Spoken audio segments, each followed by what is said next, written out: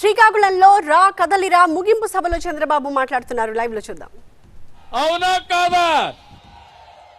ఎవ్వరు కూడా తమాషా అనుకోదు. జగన్మోహన్ రెడ్డి నిన్న జగ్గయ్యపేటలో జరిగింది, ఇదే జరిగింది. మిడిసి పడితే మిమ్మల్ని తరిమి తరిమి అవసరమైతే బట్టలు ఇప్పించే ధైర్యం మా తమ్ముళ్ళకు ఉంది, మా ఆడబిడ్డలకు ఉంది. అదే ప్రజా తిరుగుబాటు. అవునా కాదా? భయపడి బానిసలు అవుతారా? మీరు గట్టిగా పోరాడి వీరులు అవుతారా లేదా? సిద్ధం అవునా కాదా? ఇంకా పిరికితనం ఉందా మీకు? భయం ఉందా మీకు? ఏమో ఆడబిడ్డలు, మీరు వీరవనితలుగా తెలుగుదేశం పార్టీ జెండా పట్టుకుని రోడ్డు మీదకి రావాలి. ఒక ఝాన్సీ లక్ష్మిగా రావాలి, రాణి రుద్రమదేవిగా తయారు కావాలి. సిద్ధమని అడుగుతున్నా మా ఆడబిడ్డల్ని. అప్పుడే ఈ రాష్ట్రాన్ని కాపాడుకుంటారు, మీ పిల్లల భవిష్యత్తు కాపాడుకుంటారు. భయపడితే బానిసత్వం తప్ప, బానిస సంఖ్యలు తప్ప ఇంకోటి కాదు. ఈ జగన్ అర్జునుడు అంటాడు. నేనన్నా నువ్వు అర్జునుడు కాదు, అక్రమార్జునుడు అని చెప్పా. అంటే ఈయనొక వీరుడు, సూర్యుడు. ఏంటి నువ్వు పరదాలు పట్టుకొని తిప్పుతావంటే పోలీసులు అడ్డం పెట్టుకుని, ఎక్కడ నాకు పోలీసులు కనపడలా మన మీటింగ్లో, ఎక్కడ వెనకానున్నారు పాపం.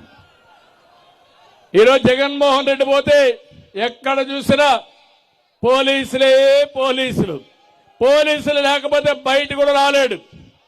అందుకే నేను అంటున్నా, జగన్మోహన్ రెడ్డి నువ్వు అర్జునుడివి కాదు, పంచభూతాల్ని రాష్ట్రాన్ని మింగేస్తున్న అక్రమార్జునుడివి. మళ్ళీ చెప్తున్నా, నువ్వు అర్జునుడి కాదు, రాజకీయాల్లో అతి పెద్ద అక్రమార్జునుడివి. నువ్వు పురాణ పురుషుడు కాదు, కలియుగంలో పుట్టిన భస్మాసురుడివి.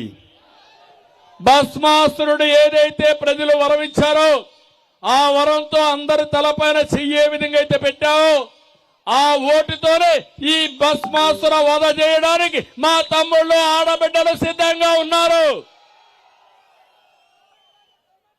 అందుకే నేను చెప్తున్నాను, 5 ఏళ్లు పరదాలు కట్టుకొని తిరిగారు. ఇప్పుడు నా స్టార్ క్యాంపెయినర్లు, మీరే నా స్టార్ క్యాంపెయినర్స్ అంటున్నాడు. మొన్న వాలంటీర్ల దగ్గరికి పోయి సిగ్గు లేకుండా మీరే నాకు స్టార్ క్యాంపెయినర్స్ అని మాట్లాడే పరిస్థితికి వచ్చాడు. నేను ఒకటే అడుగుతున్నా మిమ్మల్ని, ఈ బ్రహ్మ రాక్షసు నుండి రాష్ట్రాన్ని కాపాడడానికి ప్రతి ఒక్కరూ ఒక క్యాంపెయినర్ గా తయారు కావాలి.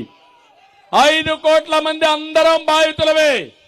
ధరలు పెరిగి ఒకరు, తప్పుడు కేసులు పెట్టి ఒకరు, ఆస్తులు పోగొట్టుకొని ఒకరు, ఉద్యోగం రాకుండా ఇంకొకరు, అందరం బాధితులమే. అందరం ఒకటి కావాలి.